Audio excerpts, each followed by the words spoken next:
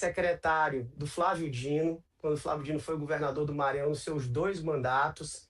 Eu tive a oportunidade de ser secretário de gestão, de cultura, de governo, reitor do IEMA, presidente da Fundação da Memória Republicana e secretário de educação. Alguns desses cargos eu exerci cumulativamente. E quando fui secretário de educação do Flávio, eu tive a alegria de comandar o programa Escola Digna. Naquela época, foram 6 anos em que eu fui secretário de educação do Escola Digna. Nós abrimos a única universidade estadual do Brasil naqueles 2 mandatos do governo, foi a UEMA-Sul. Fizemos mais de 1.500 obras educacionais, alcançamos o melhor IDEB da história do Maranhão, fizemos o maior número de ingressos no ensino superior dos egressos da escola pública. Nós implantamos escolas em tempo integral, não tinha nenhuma, nós deixamos com mais de 200. Implantamos escolas em tempo integral com ensino profissionalizante, que são os IEMAs. Pagávamos o maior salário de professor da rede pública estadual do país.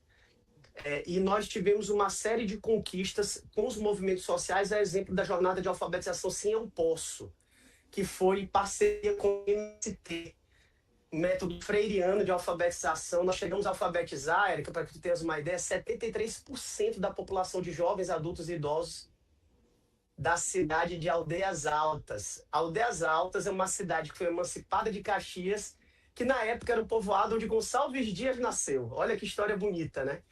E eu tive essa alegria de aprender muito com o ex-governador Flávio Dino. Ele foi meu professor na época da universidade.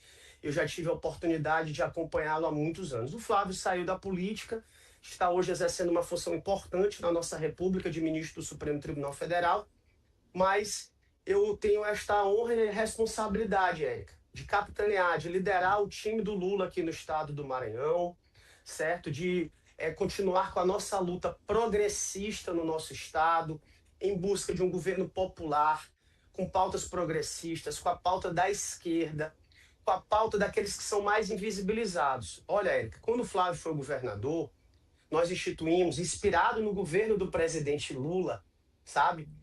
Restaurantes populares. A maior rede de alimentação popular da América Latina é no Maranhão, fruto do Flávio Dino. Inspirado no programa Fome Zero, que depois resultou no Bolsa Família, sabe? O Lula fez o ProUni Fiéis, o Reúne, né, que foi aquela expansão das universidades federais, criou o IFMA e criou o Enem Sisu. Aí o Flávio criou a Escola Digna, que eu tive a honra de comandar. O Flávio reestruturou a rede estadual de saúde, sabe, inspirado no SUS, no fortalecimento do SUS que o Lula e a Dilma fizeram nos seus governos. E a gente fez a maior rede estadual de saúde do país, e que na época da pandemia, para que vocês tenham uma ideia, dito lá pelo Jornal Nacional, viu? O Maranhão foi o estado que teve menos morte em decorrência da pandemia. Eu tenho muito orgulho, sabe, de me colocar como essa liderança, de suceder um governo como esse, que é muito fortemente inspirado, repito, no governo do presidente Lula, e que agora a gente precisa dar o próximo passo. O presidente Lula, que nesse mandato instituiu o pé de meia, voltou Minha Casa Minha Vida, colocou o gás para todos, e a gente precisa seguir este modelo aqui também no Maranhão. Legal, e a gente vai ter a oportunidade aqui, né, de debater todos esses temas, é bem legal a empolgação, né, que você fala e tudo mais. E serão 3 blocos aqui, né, de jornalistas que farão diversas perguntas. Então, vamos já passar para o nosso primeiro bloco. Eu convido aqui, então, a Sônia Xavier, da TVT. Bem-vinda, Sônia. O William de Luca, do ICL Notícias. E a Daiane Santos, nossa parceira aqui do Brasil 247, está sempre aqui com a gente, participando das atividades. Eu vou começar então com a Sônia da TVT, aí a Sônia faz a pergunta e imediatamente o Felipe já responde, assim por diante, tá bom? Vamos lá, Sônia, pode fazer a sua pergunta. Certo, boa tarde, pessoal. Eu queria agradecer, né, o Barão pela iniciativa, pela oportunidade de estar falando com vocês. Felipe, a minha pergunta vai mais em relação à ruptura, né, da sua candidatura com o atual governo. Eu queria saber de você qual vai ser o tom da campanha. Se vai ser uma campanha mais agressiva em relação ao governo atual, né, que está apoiando a oposição, ou a gente vai ter aí uma campanha com mais margem para negociação? Obrigado, Sônia. Obrigado pela tua pergunta. É um importante momento eu esclarecer, Sônia. É assim, ó. Não fui eu que rompi. Não fomos nós que rompemos. O atual governador rompeu conosco. Eu costumo dizer que eu não sou nem oposição, viu? Na verdade, ele que foi para a oposição, porque eu estou sempre do lado que eu fui. Que é do Lula, que foi do Flávio Dino na época, sabe? A ruptura não foi só comigo. A ruptura foi com o time do Lula, foi com o Lula. Tanto que o Lula me escolheu para ser o pré-candidato dele aqui no Maranhão. Sabe por quê, Sônia? Porque o Lula cobrou do atual governador que ele cumprisse o acordo que foi feito em 2022, né? E disse assim, olha, vamos lá com o Felipe. Aí o Brandão disse não. Aí o Lula ofereceu ainda duas alternativas para ele, para manter o nosso time unido. Ele disse não e não, porque ele quis reafirmar o sobrinho como pré-candidato ao governo, sabe? Está apostando num projeto familiar. Então, a partir do momento que ele faz o governo familiar e rompe com tudo aquilo que a gente construiu ao longo dos tempos, foi aí que nós tivemos esse momento de ruptura. Olha, Sônia, eu era secretário de educação dele, eu voltei a ser secretário de educação dele. Com menos de um ano, ele me tirou. Por quê? Porque quando caiu a primeira parcela do precatório do Fundef, que eu distribuí a parte dos professores, ele quis pegar os juros desse precatório para pagar uma rodovia lá nas fazendas dele, e eu não aceitei fazer isso. E aí, por essa razão, eu saí da Secretaria de Educação novamente. Então, isso eu estou falando para ti do início de 2024, sabe? Então, esse rompimento ele veio acontecendo gradativamente. E veja, não será uma campanha de ataques pessoais de forma nenhuma, mas eu não vou me importar de estabelecer alguns parâmetros, certo? Quais são os parâmetros, meus limites éticos, ideológicos, políticos, Sônia? O primeiro, tá? É bolsonarismo. Eu sou anti-bolsonarista. Ponto passivo, que a nossa frente que nós estamos montando aqui envolve PT, PCdoB e PV, a nossa federação, PSB de bola, pessoal rede. Até agora é isso. Então, bolsonarismo conosco não tem vez. E hoje os principais aliados do Brandão são bolsonaristas. Todos são bolsonaristas, os principais mesmo. E o segundo parâmetro é o familismo, Sônia. Não há como nós, que combatemos a família Sarney por tantos anos, a gente ficar querendo entregar o governo do Estado para o sobrinho do governador. Então, eu não vou me furtar deste debate, mas o debate que eu quero trazer para o povo do Maranhão é um debate em que eu sou pré-candidato a governador do presidente Lula, mas também das causas sociais, das pessoas com deficiência, dos quilombolas, dos indígenas, dos assentados. Porque, Sônia, para que tu tenhas uma ideia, nenhuma outra pré-candidatura até agora debateu o plano de governo. Nenhuma. Só eu estou falando sobre plano de governo. Do jeito que o filhote de Bolsonaro foi lamber bota lá do Trump, certo? E o Lula está debatendo o plano de governo com a população, eu estou da mesma forma aqui. Do jeito que o Brandão está querendo colocar o sobrinho dele para ser candidato, eu estou seguindo aqui falando sobre plano de governo. Hoje vou ter plenária sobre esporte. Né? Já fizemos plenárias sobre diversas áreas da pessoa com deficiência, já fizemos com pescadores e pescadoras. Então, nós estamos fazendo uma proposta para o Maranhão, mas existem certos temas que eu não posso me furtar ao debate, porque está também no centro da discussão política no nosso Estado.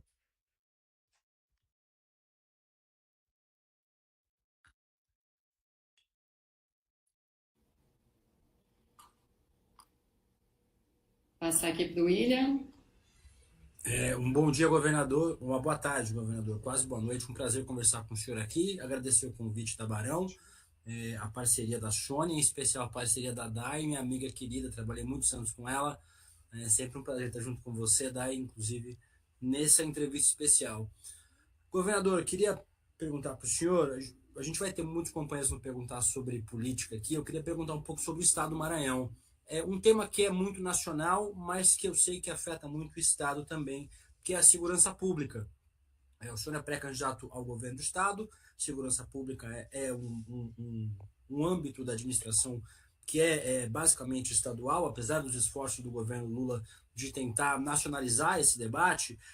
O Estado do Maranhão teve uma piora nos números da segurança pública nos anos recentes, mais recentemente nos últimos semestres, teve algumas melhoras, teve redução no número de feminicídios, de crimes contra o patrimônio, mas é um desafio de todos os estados, governador. Felipe, a gente vê a dificuldade em estados muito ricos, como São Paulo, Rio de Janeiro, em combater a expansão das facções criminosas e, por consequência, a expansão da criminalidade que afeta o dia a dia das pessoas. Essa pauta é cada vez mais importante para os brasileiros. Muitos brasileiros têm essa pauta como a principal pauta do país. Quem conseguiu captar muito bem esse sentimento foi a extrema-direita, com um discurso punitivista, de violência, mas que tem captado muitos sentimentos positivos. Queria que o senhor falasse um pouquinho sobre a segurança pública no Maranhão e o tamanho desse desafio que o senhor tem pensado, caso o senhor seja eleito governador. Os 3 maiores desafios do Maranhão, segundo o eleitorado maranhense, são infraestrutura rodoviária, saúde e segurança, não necessariamente nesta ordem. Então, eu confirmo o que tu falaste, a segurança pública tem sido um problema grave aqui no nosso estado. Durante a gestão do Flávio, William, a gente conseguiu superar uma mancha terrível que existia no Maranhão, que eram aquelas decapitações horrorosas em Pedrinhas. Pedrinhas aparecia no noticiário nacional praticamente toda semana, em todas as mídias, né? Com cabeças rolando, com rebeliões. E o Flávio Dino, com muita liderança, com muito rigor, conseguiu superar isto. Podem ver que a gente não ouve mais falar sobre isso aqui no Maranhão. Mas nós temos alguns outros problemas tão graves quanto. Um deles você bem mencionou, a violência contra as mulheres.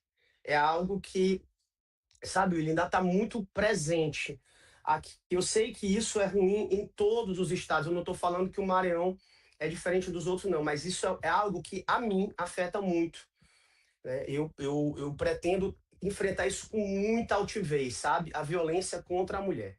Um outro aspecto que a gente percebe e a gente observa nas pesquisas e andando pelas ruas e andando nos povoados, viu, William? No interior do Maranhão, é com relação às drogas e facções. Infelizmente, isso já invadiu vários territórios. Vários territórios. Então, o que eu estou pensando assim para a segurança pública? O que o nosso time do plano de governo colocou como base da nossa discussão? Basicamente 3 caminhos. O primeiro deles, inteligência policial. Eu não sei como é nos outros estados, mas no Maranhão nós temos uma coisa peculiar. A inteligência da Polícia Civil é uma, a da Polícia Militar é outra, do Corpo de Bombeiros é outra, da Polícia Penal é outra. Nós temos a perícia técnica oficial aqui também. São 5 órgãos da segurança pública estadual e praticamente cada um com seu sistema de inteligência. Mas como é isso, gente? Como é que as inteligências não conversam entre si? Tu imagina que algum membro de uma facção dá um sinal de ataque, sai de dentro da penitenciária. Então a polícia penal tem que estar conectada com a polícia militar, com a polícia civil. É óbvio, né? Se a ameaça é queimar ônibus, por exemplo, o corpo de bombeiros tem que ser contactado. Então vejo que essa inteligência ela precisa ser integrada. A gente só consegue combater crime organizado com organização e inteligência. Então nossa primeira linha de trabalho é organizar o combate à criminalidade, com inteligência policial, tecnologia, certo? Monitoramento, planejamento. Nossa segunda linha de trabalho diz respeito à integração entre as forças policiais, não só na área da inteligência, mas nós temos aqui o programa chamado Segurança para Todos. Nessa minha proposta de plano de governo, o governo do estado do Maranhão vai ajudar os municípios que ainda não têm guardas municipais a instituírem suas guardas municipais. E depois de instituir, e nas cidades em que já houver guarda municipal, nós vamos capacitar essas guardas municipais para atuar em conjunto com as demais forças de segurança estadual. Desde a viatura, do armamento, dos equipamentos, para que as guardas municipais possam fortalecer esse sistema e dar também à população um sentimento de segurança. Para que você tenha uma ideia, William, tem cidade do Maranhão que só tem 2 policiais. Eu vou repetir, 2. 2. É um cabo e um sargento. E é só. Acaba o policiamento da cidade toda. Então é impossível a população ter um sentimento de segurança, uma sensação de segurança. Se houver a guarda municipal, isso já melhora um pouco. Não resolve, mas já vai melhorando. E a gente vai criando, então, esse sistema. E o terceiro caminho para o enfrentamento da segurança diz respeito a uma máxima que a direita vende de forma falaciosa, que bandido bom é bandido morto. Eu não penso assim. Bandido bom, se é que existe algum bandido bom, primeiro que eu não vejo nenhum bandido seja bom, mas bandido, ele tem que ser preso e não morto. E se preso for, ele tem que ser ressocializado. Ele tem que ser ressocializado. Então é preciso a gente acabar com essa hipocrisia que a extrema-direita prega de querer entregar armas para a mão da população e sair matando gente por aí, como se isso fosse resolver o problema. Isso não resolve o problema. Isso não resolve o problema.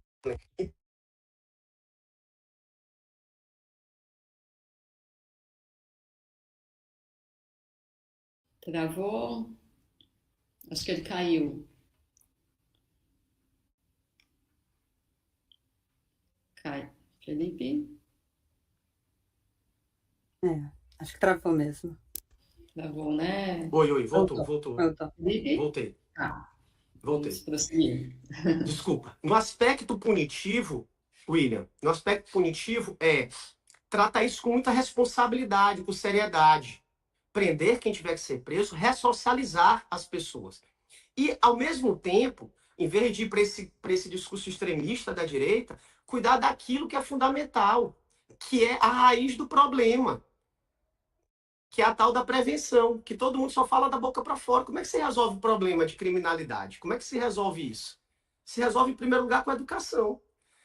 A gente vai resolver isso com creche em tempo integral, com escola em tempo integral, sem militarizar a escola, dando para as mulheres, para as mães e para os pais a oportunidade de sair e voltar para o seu trabalho e seu filho, a sua filha, estiver numa escola, tendo as 3 refeições diárias, aprendendo.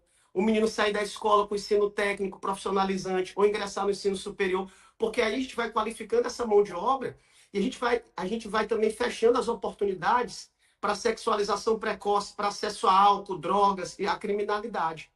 Isso, obviamente, só a educação não resolve. A gente tem que fazer um combo de políticas públicas transversais, que envolve a área da assistência social, que envolve a área de infraestrutura, porque a gente tem que garantir o acesso dessa criança, desse jovem à escola. Então não adianta não ter transporte, não adianta não ter a estrada para a criança sair do seu povoado e ir para a aula. Então a gente tem que enfrentar isso na raiz do problema. É na raiz do problema. Então a política de segurança pública, ela vai ser concebida a partir de um olhar que eu vou chamar de um olhar que são de problemas periféricos ou adjacentes que geram essa criminalidade, sabe, William? É o pai desempregado, é o jovem desempregado. Como é que a gente... Se o Estado não fizer nada, a tendência deste ser humano, no desespero, é ir para a criminalidade, no desespero. Então, é preciso que o Estado tome as rédeas disso com políticas públicas efetivas para evitar que ele ingresse na criminalidade. Porque depois que ingressa, aí nós vamos ter que fazer esse segundo trabalho que eu falei primeiro, né? Que é da ressocialização, e não sair matando todo mundo. Então, eu acho que esses são os 3 principais aspectos na questão do enfrentamento à insegurança, no caso do Maranhão. Obrigada, vou passar já para a Daiane. Microfone aqui. Obrigada, Érica. Sônia, é um prazer estar contigo aqui. Deluca é um amigo querido que a gente só se encontra assim. Então a gente mata meio que saudade. Eu acho que o teu... Meu microfone está fora? Você está me ouvindo, Felipe? O Felipe não está me ouvindo. Agora é comigo aquele programa que deu na última edição. Eu vou sair, vou voltar, mas deixo meu beijo, meu carinho aqui pro William, que é um parceiraço de longa data. Saudade de você. Vou sair, vou voltar, tá? Que deve ser aquele programa de acesso aqui. Bora lá, vou sair aqui e volto. Bom, enquanto a Daiane volta, aproveitar para falar um pouquinho aqui da nossa campanha de solidariedade, né? Lute com o Barão, aqui atrás, está passando aqui no banner também, que é uma campanha de arrecadação aqui do Centro de Estudos de Mídia Alternativa. Vocês estão me ouvindo, Érica, bem? Estamos te ouvindo bem. Eu não estou ouvindo, É melhor então você sair. Oi, Felipe, agora você me escuta? Agora eu te escuto. Escuta? É um programa de StreamYard, a gente já está acostumado aqui e vai monitorando. Prazer em estar contigo aqui. Não. Felipe. É sempre bom. Eu estive no Maranhão durante o governo do Flávio Dino. Acredito até que eu tinha conversado com vários secretários, e acho que conversei contigo, e os secretários lá diziam que o Dino era linha dura com os secretários, então exigia trabalho, cobrava, porque o Dino é muito sociável, muito piadista, então todo mundo acha que trabalhar com ele é suave. E os secretários me disseram que não era nada disso. E você, ao longo aqui da sua fala, no início, você se apresentou também como um percussor desse legado do Flávio Dino, e é isso que também baseia muito a sua trajetória. Na mensagem que o presidente Lula passou, declarando um apoio à sua candidatura, ele falou uma frase que me chamou a atenção, vou ler aqui até. Ele disse: "E a gente é candidato para ganhar. Eu sei que você tem condições de ganhar. Procure arrumar a menor quantidade de inimigos possível e a maior quantidade de amigos possível. Se depender do meu apoio e do que eu puder fazer para lhe ajudar, você será governador do Maranhão em 2027. Queria te ouvir, como é que você interpretou esse conselho do presidente Lula em relação aos conselhos, né, de amigos e inimigos, diante de uma situação que também tem, a primeira pergunta abordou um pouco disso, e você também tem falado nas entrevistas sobre acreditar que há espaço para essa reunificação. Flávio Dino foi eleito numa ampla frente, que foi construída também no seu segundo mandato, né, na sua segunda gestão.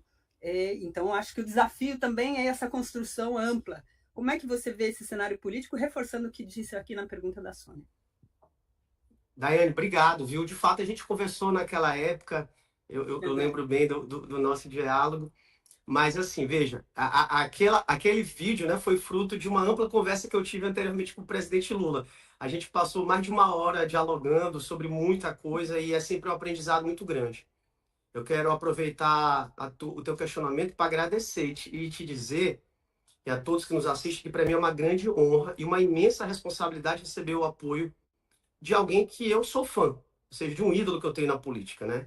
Assim, receber o apoio do presidente Lula, para mim, é algo que eu te diria, assim, quase que inimaginável, sabe? Para mim é algo que me tocou. Se vocês prestarem atenção no vídeo, eu fico até meio besta, assim, do lado do vídeo, porque eu meio encantado, né, com ele estar declarando apoio a mim.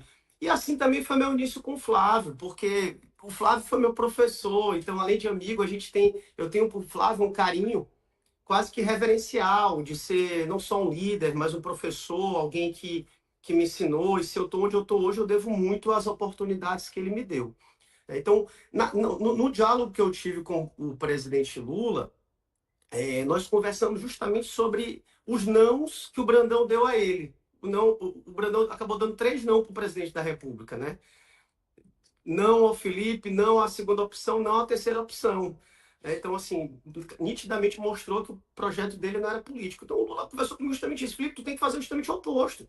Nosso projeto é um projeto político, sabe?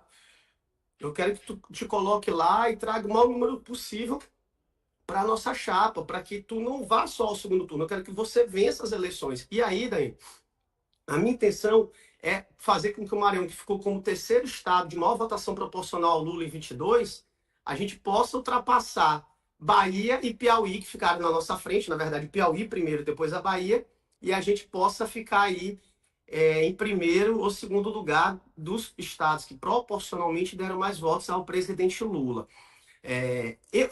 Eu brinco, viu, Daniel, que tem uma frase que o Sarney fala, tem uma biografia dele, eu já vi alguma vez ele falando também, que inimigos não são eles que nos escolhem, nós que escolhemos nossos inimigos, né? Então, assim, eu não escolhi ninguém como meu inimigo. Eu tenho essa grande vantagem. Eu não tenho ninguém como meu inimigo. Tenho momentaneamente adversários políticos, certo? Tenho momentaneamente adversários políticos. Como eu já te disse, de inimizade mesmo, de ser inimigo do ponto de vista da concepção da palavra, talvez a extrema-direita, porque esse pessoal quer pegar em arma e matar as pessoas. E eu penso totalmente o oposto. Eu sou contra a violência. Eu sou contra armamentismo, eu sou contra racismo, contra a homofobia, você entendeu? Contra preconceito de qualquer ordem, seja ela religiosa, da cor da pele, do time de futebol, qualquer coisa que seja. Então, talvez, se eu posso dizer assim, olha, Felipe, tu tens um inimigo, o bolsonarismo, talvez seja meu inimigo, porque eu penso justamente o oposto deles, né? Agora, como eu disse na minha primeira resposta, existem alguns limites éticos que eu coloco para mim próprio, né? Assim, a mim. E também dentro desse amplo, dessa ampla frente democrática e popular que nós estamos construindo.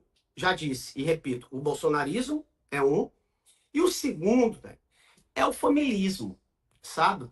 Então, não há espaço para eu fazer uma pactuação com um sobrinho de governador que quer ser candidato só porque é sobrinho do governador. E isso vai de encontro a tudo aquilo que a gente construiu ao longo de todos esses anos, sabe? Diante disto, o que eu posso te falar é que nós estamos de braços abertos, inclusive porque tem eu e a Elisiane. A minha senadora é a Elisiane, do PT. Mas nós temos a outra vaga do Senado para o time do Lula e a vaga de vice para o time do Lula. E o Edinho Silva, ele inclusive confirmou ontem novamente, eu não sei se vocês viram, que o Maranhão só terá um palanque para o Lula, que será o nosso aqui no estado, né? Então, será muito bem-vindo. Quem for do time do Lula, quem quiser agregar, nós vai ser muito bem-vindo. Mas com esses dois pressupostos, bolsonarismo, né, e a questão familiar, porque nós estamos combatendo aqui, eu preciso dizer isso com muita clareza para vocês, uma neo-oligarquia, uma nova oligarquia que está tentando se formar aqui no Maranhão. E isso a gente não pode normalizar, não pode aceitar na política. É a primeira vez na história do país, eu vou repetir, é a primeira vez na história do país que um governador ou uma governadora coloca seu sobrinho para ser candidato. Isso nunca aconteceu. Nunca aconteceu na história. Até o garotinho já colocou a esposa, né? Uma vez, mas era reeleição. Aí foi ele e a esposa. Mas essa história de querer passar por herança para a família é a primeira vez. Nem Sarney teve coragem de fazer isso aqui no Maranhão. Rosena, quando foi governadora, ela já tinha sido deputada federal e foi, assim, 10 anos depois que o Sarney foi presidente da República. Foi 30 anos depois que ele foi governador do Maranhão, para vocês terem uma ideia. Então, isso é algo inconcebível para qualquer maranhense. Por isso que a candidatura do sobrinho do governador, a tendência é realmente ruir como um castelo de areia. Certo. Obrigada aí. Já vou agradecer os jornalistas desse primeiro bloco e me despedir, a Sônia, o William e a Daiane. Obrigada pela participação.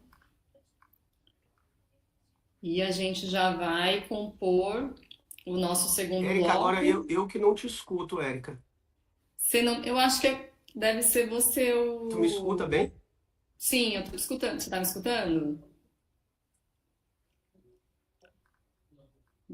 Você não está escutando? Felipe? Vamos, ó. Deixa eu botar o pessoal, ver se você escuta o pessoal. Vamos fazer um teste aqui. André? Oi, eu te escuto, normalmente escuto ao entrevistado também. Tá escutando eu o escuto o André, Felipe? eu escuto o André bem também. Então tudo certo. Então vamos lá. Então vamos compor esse segundo bloco com o André Barrocal da Carta Capital, o Eduardo Correia. Cadê o Eduardo? Tá aqui, Eduardo Correia, do Diário 98, e o Nathanael Júnior, do Os Analistas. Começando aqui pela pergunta do André Barrocal, da Carta Capital. Perfeito. Boa tarde, Érica. Boa tarde, vice-governador. Boa tarde também para nossa bancada aqui de entrevistadores e para todos que nos assistem.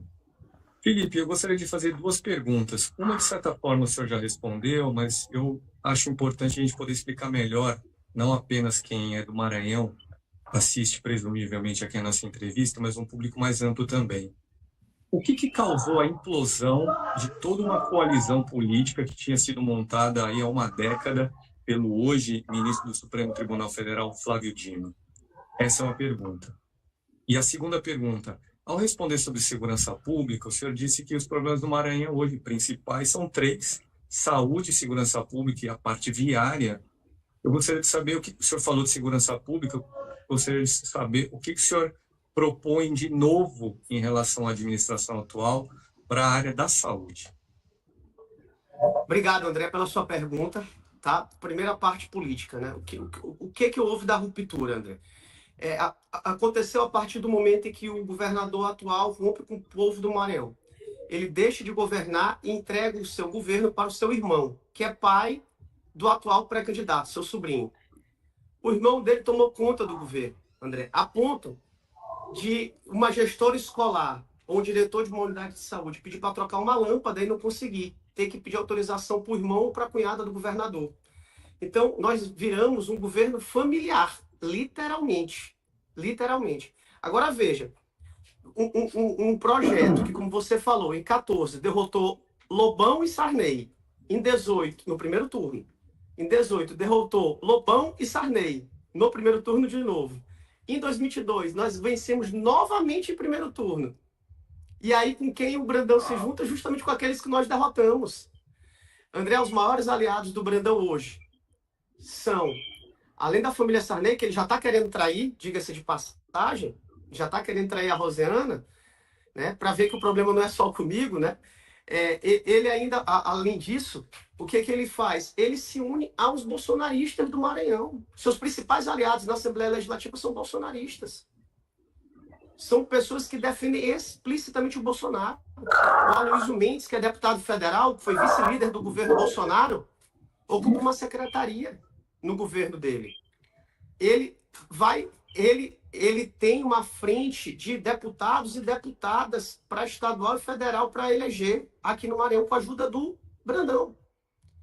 André, quem nós derrotamos em 22, o Brandão se juntou e expulsou aqueles que o ajudaram a chegar onde ele está. Do ponto de vista político, portanto, o que houve foi uma ruptura do Brandão a uma forma de fazer política, que era uma forma em que nós dialogávamos todos, que nós construímos os projetos juntos para fazer uma política só para políticos, só para a família, principalmente. E isso foi o que gerou essa ruptura, tá?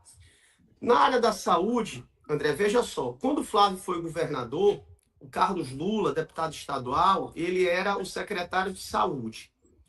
E na época, o Lula foi até o presidente do CONAS. Ele teve, inclusive, muita visibilidade nacional naquela época da pandemia, porque os secretários estaduais de saúde, vocês lembram, lideraram uma frente de combate à pandemia.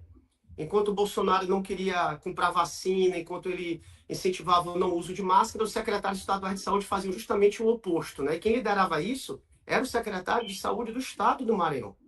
Naquela época, para que você tenha ideia, André, o Flávio fez o Maranhão ser o estado que menos mortes teve em decorrência da pandemia. Então, ele criou uma rede estadual de saúde que englobou macro-regionais, hospitais de traumatologia e programou a abertura de 2 hospitais de pronto atendimento, um Imperatriz e São Luís.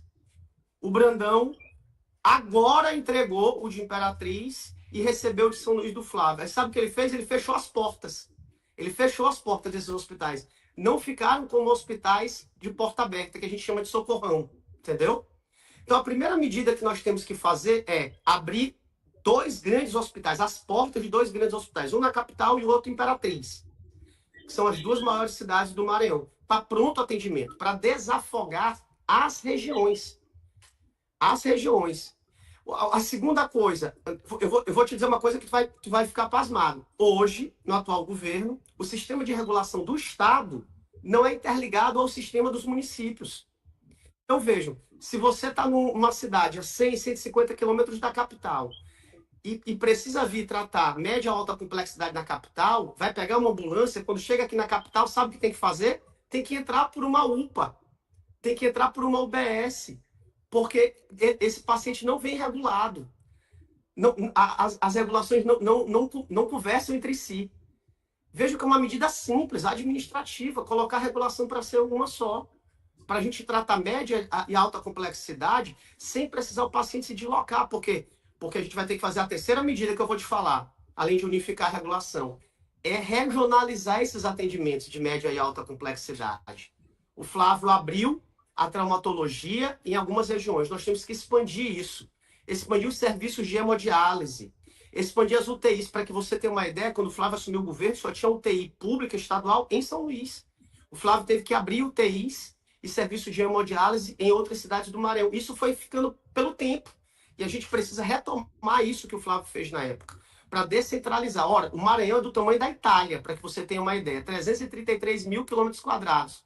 Se a gente não tiver um atendimento de saúde regionalizado, com uma regulação única, a gente vai continuar com procissão de ambulância, pacientes vão morrer como André, hoje, do dia que a gente está fazendo essa entrevista, morreu um paciente vindo da Baixada Maranhense no ferryboat, dentro da ambulância. Porque o ferryboat atrasou, porque encalhou, fez não sei o quê, e o paciente morreu vindo para cá, para fazer atendimento. Do outro lado aqui da Bahia, de São Marcos, quando lá poderia ter esse atendimento para esse paciente, sabe? Ou se o serviço de SPR fosse mais adequado. Então, o que nós precisamos fazer é, em primeiro lugar, abrir porta de hospitais de referência regionalmente, um aqui em São Luís do Imperatriz, para início de conversa. Segundo, unificar o campo da regulação. Terceiro, criar essas estruturas regionais de atendimento para média e alta complexidade. Isso vale para partos, vale para traumatologia, vale para pacientes de diálise, para pacientes renais, e vale para as cirurgias eletivas, que hoje só são realizadas no Maranhão, André, de forma de mutirão, com emendas parlamentares. Hoje, o que acontece na saúde maranhense é a cirurgia de catarata e pterígio, e só, com entrega de óculos como medida eleitoreira. Mas se você quiser uma cirurgia no joelho, uma cirurgia qualquer que seja um pouquinho mais complexa, para colocar uma prótese, alguma coisa, você não consegue fazer. A fila está de 2 anos de espera. Então, nós vamos precisar mexer na estrutura da gestão da saúde. Tem coisa aí, André, que não custa nada. É decisão política, é decisão gerencial. Certo, vamos passar para o Eduardo. Boa tarde. Boa tarde, gente. Boa tarde, Felipe. Boa tarde, Érica. Boa tarde, Barão. Obrigado pelo convite. Felipe, é sempre um prazer te ouvir falar. Eu acho que aqui do Estado ter sempre a sorte de entrevistar é muito bom. Mas eu queria que... Eu tinha várias coisas para perguntar, porque eu acho que essa eleição é uma eleição muito quente aqui no Estado. Acho que a gente nunca viu uma eleição.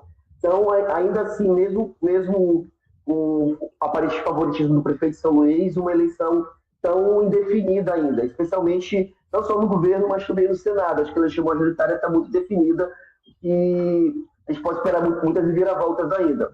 Dito isso, uma coisa que um pouco da imprensa aqui do Maranhão deixou passar é o fim da fala do presidente Edinho, quando ele disse que o presidente...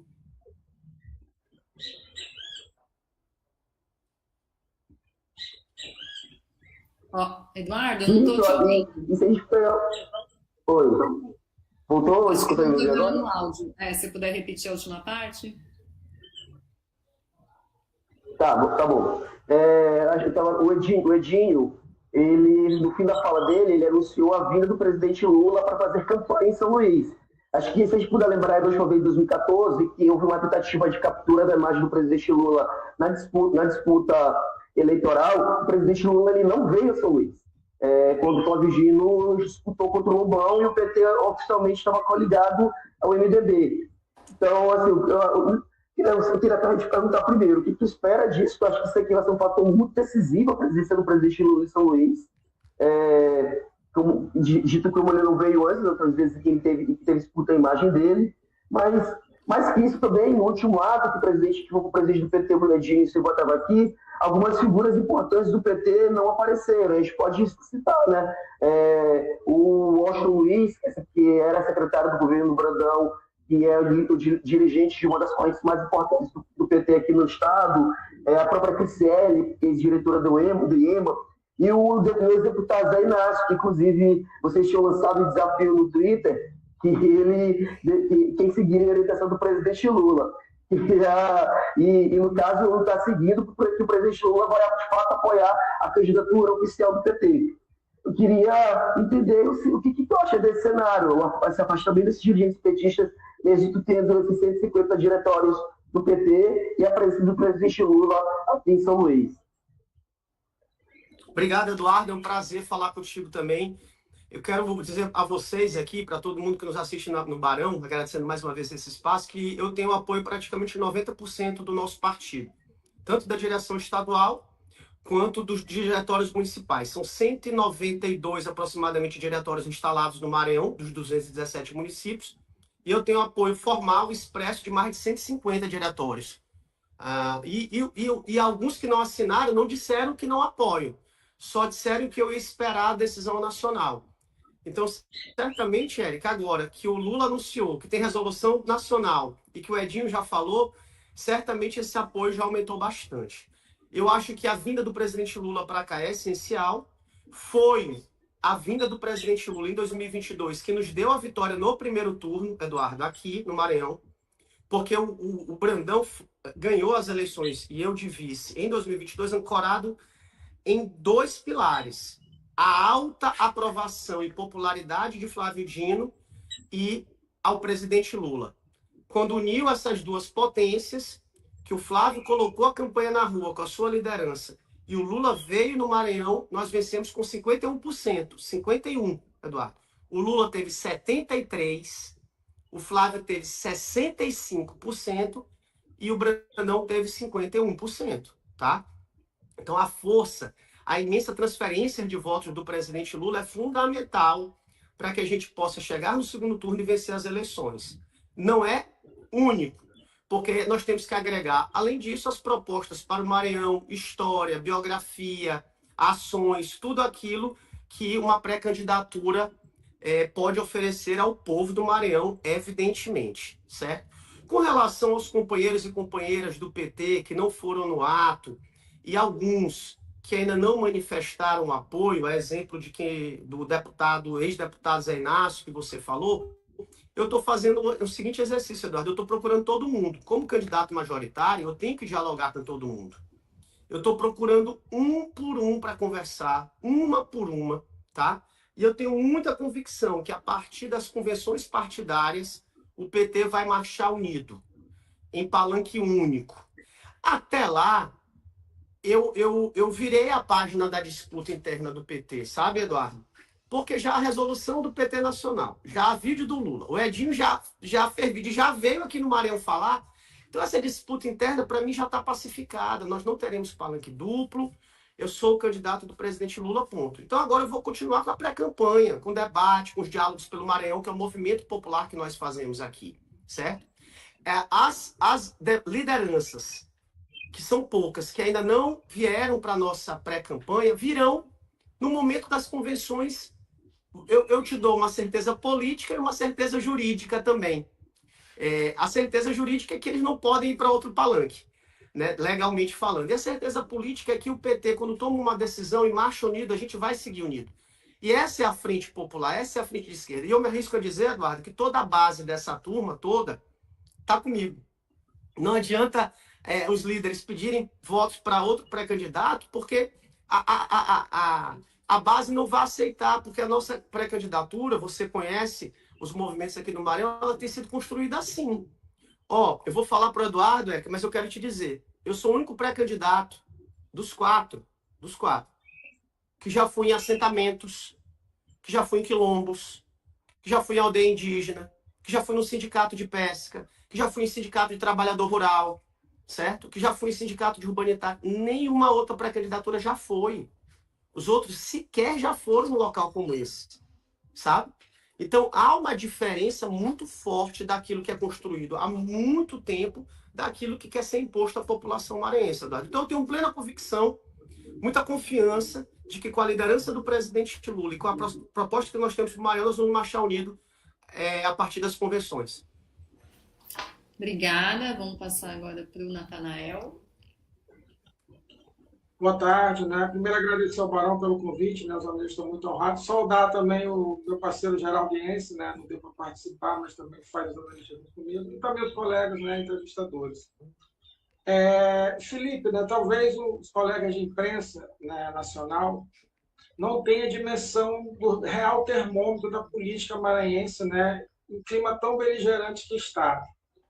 E nós vimos aí, né, desde o ano passado, uma perseguição implacável do governo local do Brandão para tentar te enfraquecer, né, te deixar abaixo das pesquisas, tudo isso, ataques pessoais, né, ataques na Assembleia, CPI sem sentido, uma série de coisas. Eu queria que você falasse um pouco desses ataques e falar assim, como que isso te abalou no campo pessoal e se de alguma forma te fortaleceu para o que você tem que enfrentar pela frente. Obrigado, Natanael. Eu te diria que tudo isso me tornou uma pessoa melhor, um político mais maduro, um político mais experiente. Eu costumo dizer, Natanael, Eduardo, André e Érica, que se eu fosse governador no caminho natural, ou seja, se tudo tivesse acontecido da forma que tivesse que acontecer e eu assumisse o governo, fosse candidato à reeleição, certamente eu não faria um governo tão bom como, se Deus quiser e o povo do Maranhão me permitir, eu farei, vencendo essas eleições de outubro. E as razões são inúmeras, mas eu vou citar só algumas para vocês a partir do que Natanael perguntou. Eu sofri ataque de todas as ordens. Tentaram me comprar, me render, me fazer desistir, me fazer renunciar. Tentaram me afastar judicialmente, não conseguiram. Abriram uma CPI contra mim, e absolutamente maluca. E o que foi acontecendo foi que a população foi ficando ao meu lado cada vez mais. Viram as injustiças, viram as barbaridades. André, a ponto de colocar a foto da minha filha, de 12 anos de idade. Umas maluquices, sabe? Dizendo que eu tinha um número falso para falar no WhatsApp. E era o meu plano familiar, da minha filha, era da minha esposa, com a filha dela, era minha ex-esposa, com a minha outra filha, era minha irmã, com o sobrinho. Uma coisa assim de doido, Érica. Uma coisa de doido. Teve dia, Eduardo, que na nossa clipagem apareceu 50, 60 matérias negativas contra mim, um dia, um único dia, no intuito de fazer eu desistir. E é óbvio que isso abala, porque eu sou humano, eu sou um ser humano, entendeu? E me abala como pai, me abala como marido, como filho, a gente pensa na nossa família, mas ao mesmo tempo isso me fortaleceu, porque a nossa família, e eu amo a minha família, eu quero dizer isso, eu sou contra o familismo na política. Mas eu amo a minha família, na nossa casa, nos almoços de domingo, nos nossos encontros, é tudo maravilhoso. Mas eles me deram a fortaleza de eu seguir neste projeto. Porque disseram justamente isso, Felipe, no que depender da gente tem plena confiança em ti. E nas redes sociais, a repercussão foi muito positiva para mim, porque todo mundo percebeu a injustiça, a indelicadeza, sabe? O que passou da linha da política. O que eu quero dizer para vocês é que isso ultrapassou os limites éticos da política. Né? Foi chute na canela, dedo no olho, mordida, sabe? Coisa que nem no Vale Tudo esportivo vale. Acontece. E aqui na política maranhense aconteceu. Então isso me fez amadurecer muito. Aumentou a minha fé, aumentou a minha resistência e a minha persistência, aumentou a minha resiliência, fez o couro ficar mais grosso, né? E eu costumo dizer que pensava que tinham matado o camarão, mas eu estou aqui vivinho, firme, forte, com o apoio do presidente Lula, debatendo o plano de governo, fazendo diálogos pelo Maranhão, viajando pelo Maranhão, sendo muito bem recebido. Em toda cidade que eu vou, tem um padre, tem um diácono, tem um pastor, tem um STTR, tem um pescador, tem professores e professoras maravilhosos para me receber, tem um vereador progressista, tem um vice-prefeito, os prefeitos eu tenho um bom relacionamento com todos. Então o que a gente está construindo é esse projeto, é uma caminhada, sabe? E isso me fortaleceu muito, Natanael. Eu posso te garantir que hoje eu sou uma pessoa, um ser humano melhor do que antes e certamente um político mais maduro e mais preparado do que antes. Obrigada pelas respostas, agradecer também aos jornalistas que participaram aqui desse segundo bloco, né? O André Barrocal, da Carta Capital, o Eduardo Corrêa, do Diário 98, e o Natanael Júnior, do Os Analistas. Me despedir de vocês e a gente já parte para o nosso terceiro e último bloco, aqui com o Irã, do Portal Vermelho, Irã Alfaia, e o Henrique Rodrigues, da revista Fórum. Bem-vindos aqui ao nosso último bloco de perguntas, né? Eu vou passar então para o Irã iniciar aqui. Boa tarde, Érica. Boa tarde, vice-governador. Agradecer também o convite feito pelo Barão para participação nessa entrevista. Eu queria começar, vice-governador e pré-candidato, recuperando um pouco que esse clima que o Natanael, no bloco anterior, levantou. Né? Recentemente, um dos seus aliados, que é o deputado federal Márcio Gerri, do PCdoB, fez uma denúncia aí na rede social, né, no qual ele diz que um chamado escritório da baixaria a serviço do governador Brandão estaria divulgando falsamente o apoio dele, do deputado Gerri, a outra candidatura que não a sua, né? Que é uma candidatura da federação da qual o PCdoB faz parte, o PP, PCdoB e PV. E isso conota aí uma situação de fake news, né? Que já é um assunto nacional, vamos dizer assim, e preocupante nessa campanha de 2026, inclusive com a deepfake, que preocupa o Tribunal Superior Eleitoral. Eu queria comentar, que o senhor comentasse esse caso aí envolvendo o deputado Márcio Gerri, e, ao mesmo tempo, saber como o senhor está lidando com isso. Se o clima aí já é um clima bastante pesado, né? Logicamente que já deve estar ocorrendo casos tipo que envolveu aí o deputado do PCdoB. Eu queria saber a sua opinião aí, como o senhor avalia e como vai enfrentar, né, essa previsível fake news aí vinda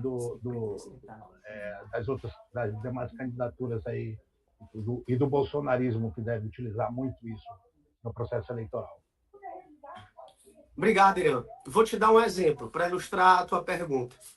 Na CPI que abriram contra mim, né, são 7 deputados estaduais. Aí a oposição e o outro bloco, que é contra o governo, indicaram um cada um. Dos 5 que ficaram lá, 3 são bolsonaristas declarados. Bolsonaristas declarados, para que tu tenhas uma ideia, certo? E outros 2 estão umbilicalmente ligados ao governo. E te digo mais, os deputados que estão lá sabem das injustiças, da ilegalidade e dos absurdos que estão sendo cometidos. Tanto que a CPI não está avançando para lado nenhum. Eles abriram frentes de ataque, Irã, em tudo que você puder imaginar de errado, inclusive no âmbito das fake news. Inclusive no âmbito da fake news. Essa questão das fake news é todos os dias, contra mim, contra Flávio Dino, que nem na política mais está, de uma forma covarde, porque ele não pode nem se defender, mas todos os dias a imprensa ligada ao Palácio ataca o ministro Flávio Dino. Me ataca o Márcio Gerri e a todos os nossos aliados, que eles chamam, Irã, de dinistas. Dinistas, né? Mas veja, nós, ao contrário dele, nós não temos uma herança, nós não defendemos um nome, nós defendemos um legado político de trabalho. Político. Vamos lembrar que em 2010, Mané da Conceição, fundador do PT, e o ex-deputado Domingos Dutra fizeram greve de fome para o Lula e o PT apoiarem Flávio Dino em 2010. E o Flávio teve a coragem de concorrer contra a então governadora Rosiana Sarney. E não foi para o segundo turno por 0,08%, viu, Irã? Coragem. Mas em 2014 ganhou no primeiro turno. Ganhou no primeiro turno. E aí esse pessoal faz uma operação de divulgação de fake news, de inquéritos falsos, de manipulação de processos judiciais, e a gente sai derrubando um por um na justiça, sabe? E isso, de certo modo, é cansativo. E eu fico assim impressionado do atual governador ser um desocupado, porque ele pega telefone e sai ligando para os deputados para ir atrás disso, cara. Ele liga para prefeito e para vereador para não nos receber no interior.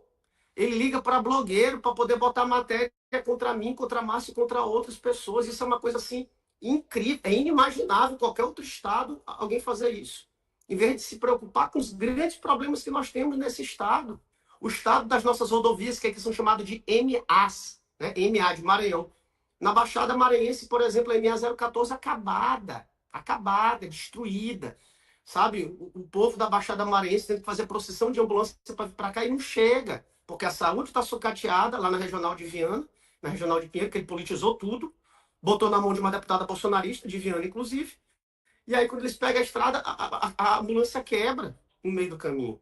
Então, Irã, o que tem acontecido contra nós tem sido crime político, violência política.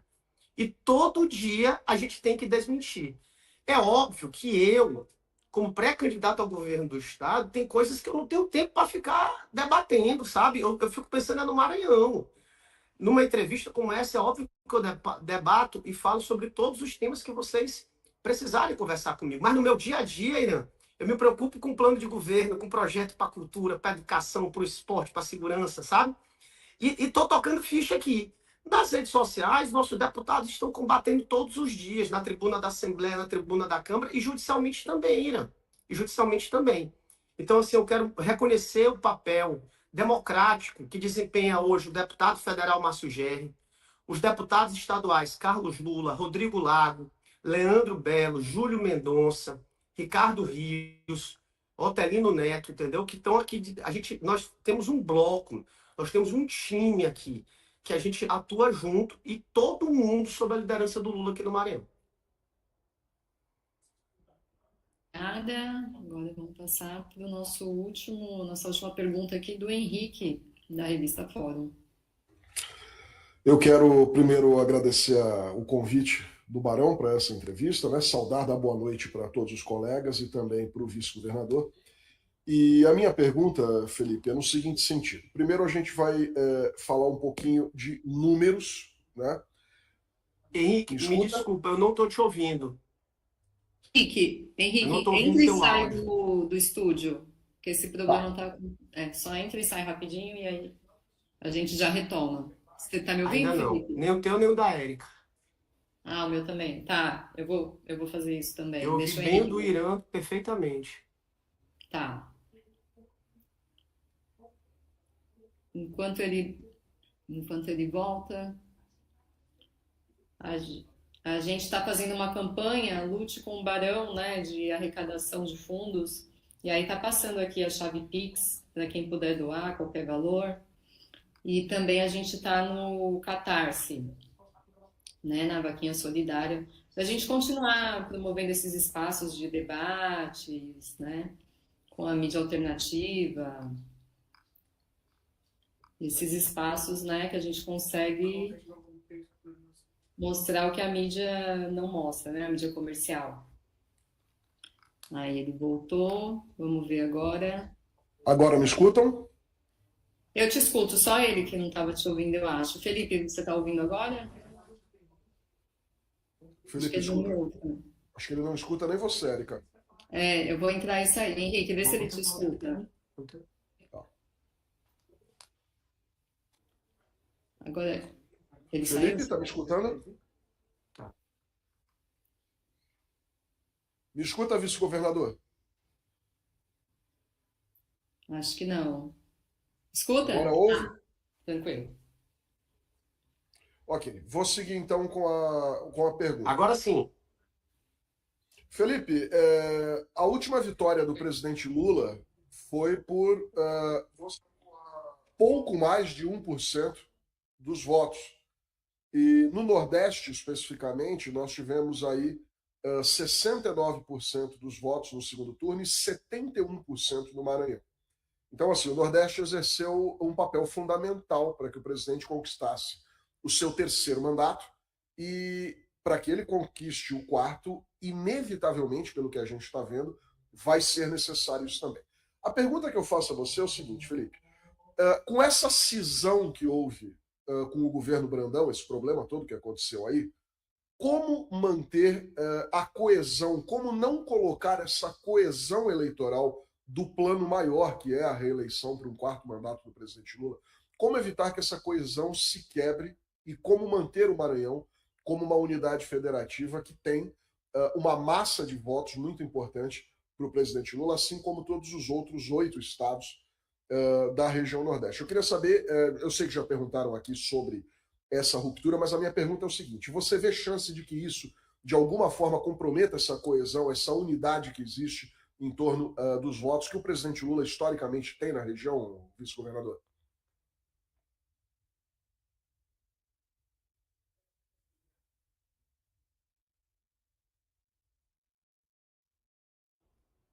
Obrigado, viu, pela pergunta, Henrique. Não vejo como o Lula diminuir sua votação no estado do Maranhão. Em verdade, essa diferença que nós tivemos aqui no Maranhão, nos votos foram 2 milhões de votos.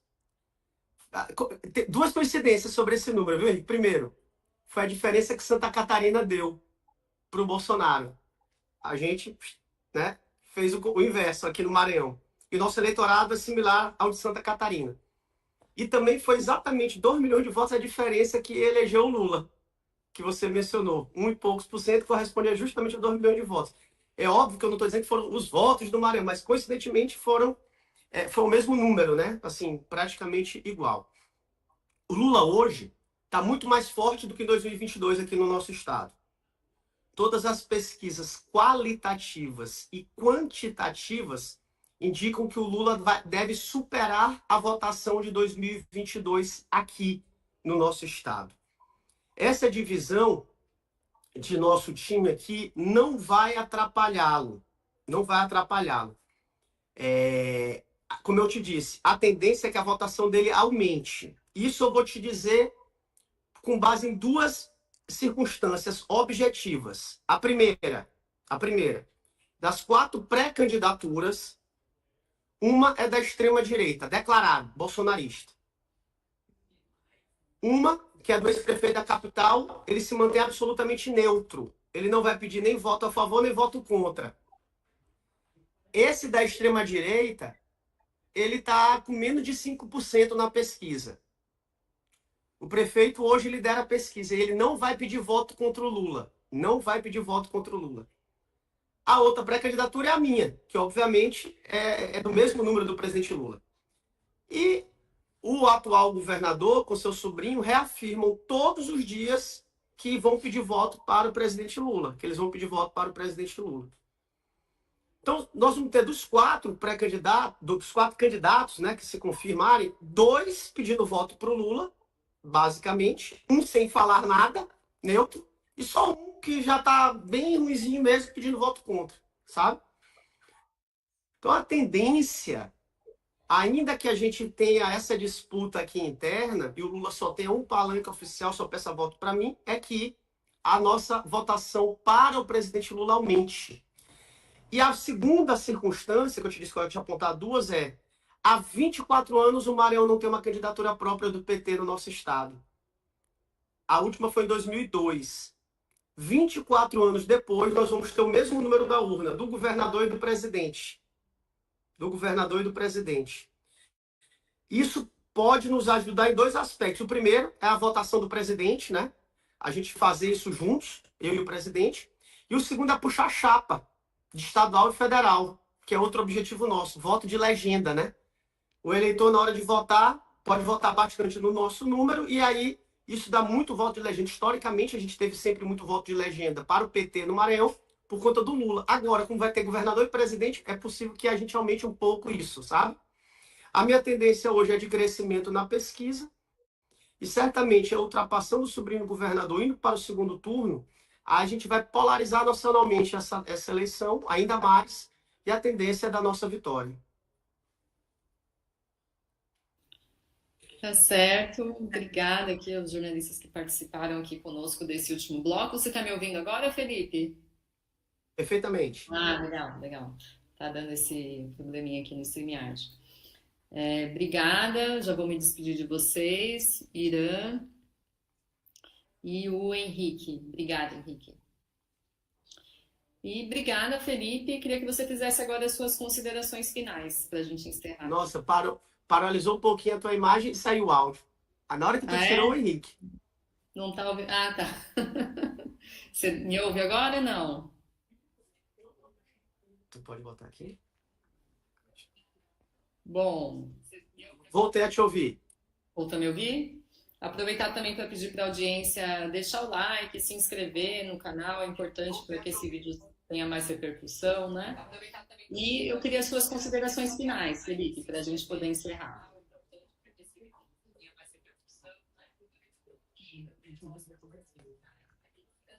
Felipe?